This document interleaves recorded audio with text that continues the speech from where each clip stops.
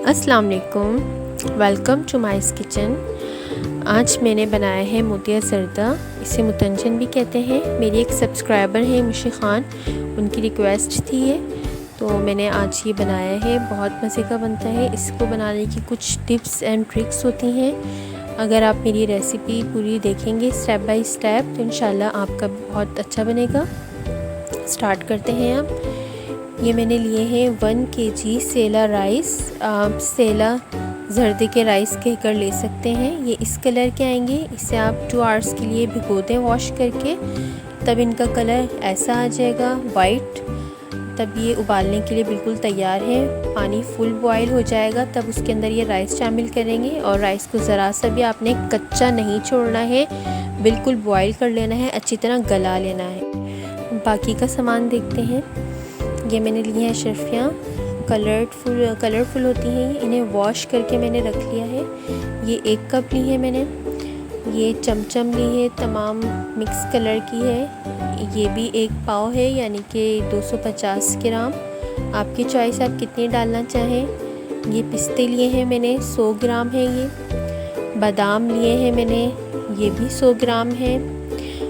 और कुछ लोग खोपरा भी डालते हैं, ये आपकी चॉइस है कि आप डालना चाहें तो डाल सकते हैं। ये शुगर ली है मैंने, ये 800 ग्राम है, तकरीबन 3 कप्स।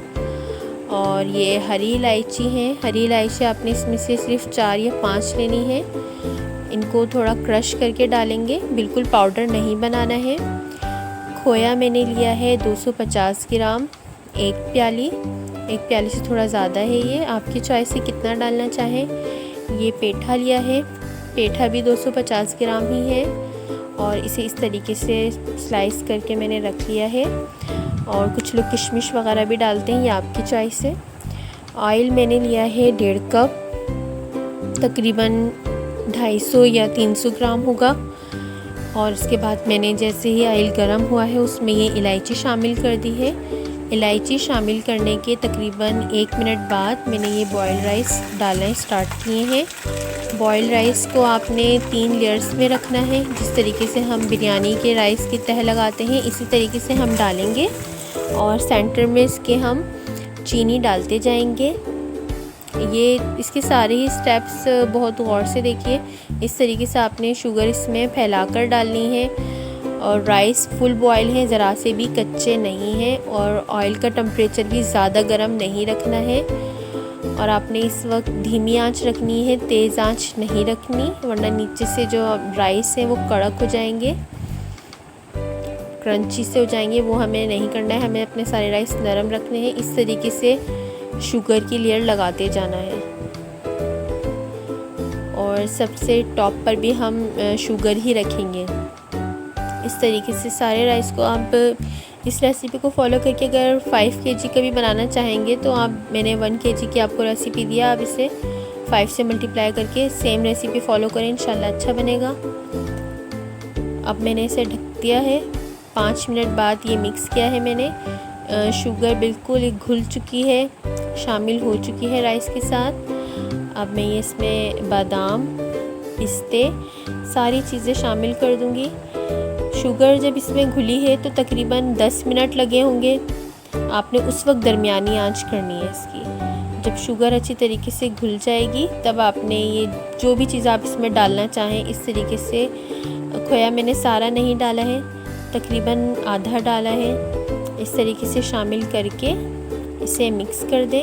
इस वक्त आपने इसमें कलर शामिल नहीं करना है। जब शुगर अच्छी तरीके से मिक्स हो चुकी है, 15 मिनट मैंने दम लगाया था, 15 मिनट में शुगर अच्छे से मिक्स हो गई थी। तवा नीचे रख दीजिएगा ताकि इसके चावल ख़राब ना हो। अब मैं इसके मिक्स करने के बाद इसमें कलर डाल रही हूँ। मैंने लिया था blue colour, green, pink and red. मैंने 4 कलर लिए थे और चारों को मैंने ज़रा सा डाल दिया है। सबसे अच्छा ये ब्लू कलर लगा है इसमें। सारे ही कलर अच्छे लगते हैं, आपकी चॉइस है कितने कलर डालना चाहें, लेकिन दूर दूर रखेंगे।